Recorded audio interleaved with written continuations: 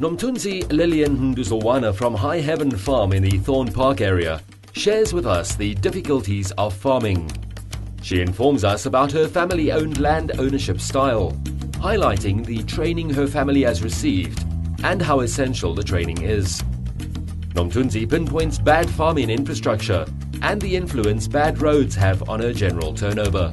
We moved into High Heaven Farm in 2008, September on the 15th. This farm, we got it through the PLAS program, Proactive Land Acquisition Strategy Program of Land Affairs. And it is about 70 hectares big, and it's mainly doing 150,000 to 200,000 broilers.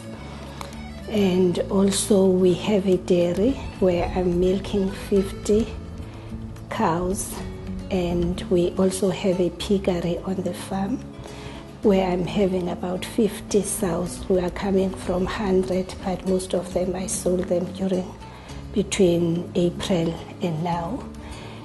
And also we are having tunnels where we were mainly doing tomatoes and green beans. And also we have an abattoir on the farm, a chicken abattoir, which was in operation up to June last year. I am the landowner of the property, and my children are involved. I'm trying to encourage them. I was involved in farmer organizations in Berlin, where I was elected as the chairperson of the Buffalo City Municipality Emerging Group, their chairperson in the farmer organization. And I was also involved with NERPO as their provincial secretary. So complaints were coming from the farmers that were active, and where they were informing us that their co-ops were not functioning well. And then we identified a common problem with them. The problem was some don't have farming at heart. Some got involved thinking that the money, the grants that were given by the government will come in money form and it will go to the individuals. They were not aware that this grant was towards buying the property for them. And the farms were most of them were in a wanting state, their infrastructure. It was bad in most farms, and people couldn't go on farming. And in some farms there were no implements to work with. You want to do your fields, you can't do them because you don't have a tractor, you don't have this and that. And it led to a lot of frustration. And in most cases, some stopped farming and they went back to where they were coming from, to the location or to the villages. And there will be a few that will persevere. But in the process of doing that, whatever products or profits they make out of what they were doing on the farm, you will find that the other partners will come and demand a share, though they didn't work, because they say it's also their property, so they deserve a share. And that led to a lot of infightings. And as farmer organizations, we made a proposal to the minister that we think it's important that during before they issue out farms, they must put a lease period on the farms to check for potential farmers. Put the farmers on the farm, because at face value, when you go for an application, we all say we are farmers. And then when we get onto the farm, it's then that they will be able to see who are potential farmers. Yes, we won't be doing everything right, but in most cases, you will see that this person is working and this person is trying. If we can assist this person with ABC, then everything will be fine. And then those farms should be sold to such people. That was the decision that the farmer organizations decided on, and that was the approach that we had with the ministers of agriculture and minister, because agriculture then and land reform were together. And out of the process, the PLUS program came out.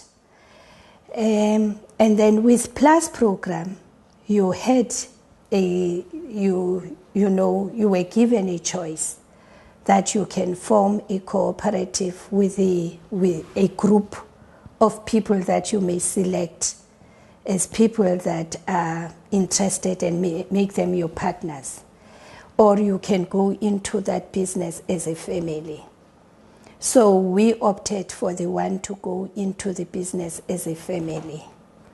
And family with the extended family around. That's how we make it. And we chose those people that were really interested in farming. In fact, all of us in the family, when we started this, we didn't have enough knowledge about farming. Most of the things that I was doing, I was depending on the extension officers from the Department of Agriculture that were stationed at Mdantsane office, and they taught us how to go around.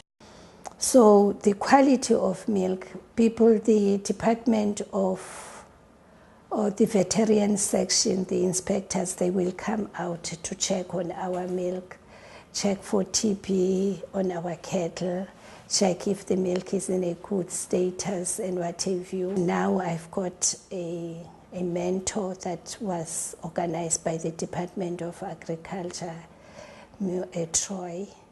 Troy is a good farmer and he really advises us and he's very helpful throughout. So at least we have somebody that we can look to on an immediate, when there's an immediate problem, and that assists us immediately. The training that was arranged by the Department of Agriculture for me to go to SAPA helped me a lot, because now I could see that this is not a child's play. You have to be aware of certain things and know that one mistake you do, you lose a lot. So training gives one confidence. Training makes one to be aware of the challenges that are around you.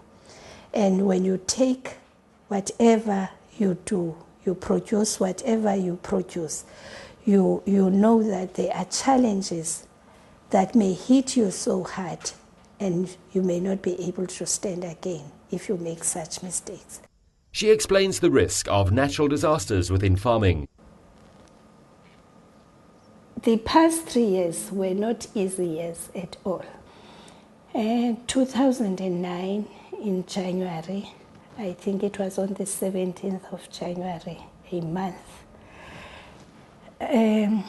we had just planted tomatoes.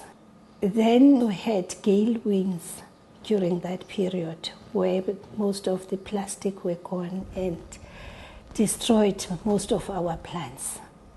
And then in 2010, we had severe drought where all the dams dried up. We had to buy water now from Buffalo City and also from Amatole. So from the trucks just to feed, just to let the cows drink. So we stopped everything. We didn't plant, and anyway, most of our production was destroyed by the wind. In 2011, we had a good year where rain started to come. And our dams were so low, it took some time for them to fill up.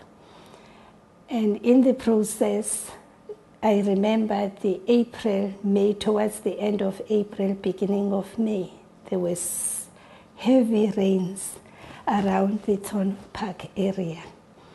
The dams filled up, and unfortunately, the infrastructure on my poultry houses was very bad.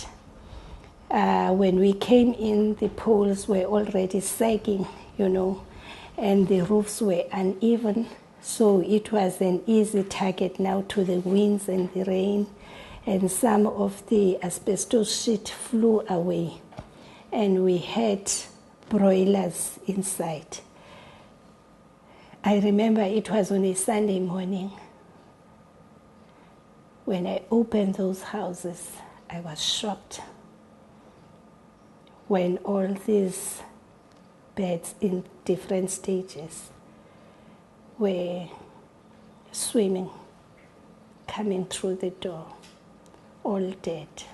Over 30,000 died in one night. Also on the piggery side, we lost a lot, about 29. Pigs were hit by the sheet of the asbestos, and they were all dead. Our product, mainly the tomatoes, we were selling them through the fresh produce market, and there we had about 12 people that were employed in these tunnels. In the dairy, we had about 6 people that are employed, and also 2 in the piggery. The dairy, the milk from the dairy is being taken by a client from the Transkei, where he is buying all our milk mostly, and what is left we are selling it to the informal market.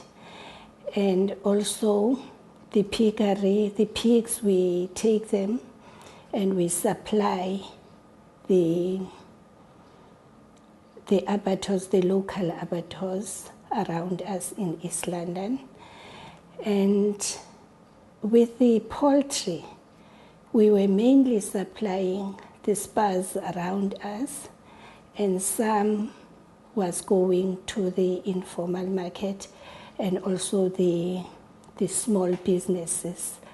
So we need our roads to be done properly, because now people that were coming to buy meat from us or coming to fetch their meat, they couldn't come because they said, Lillian, we can't go any further. Your roads are bad.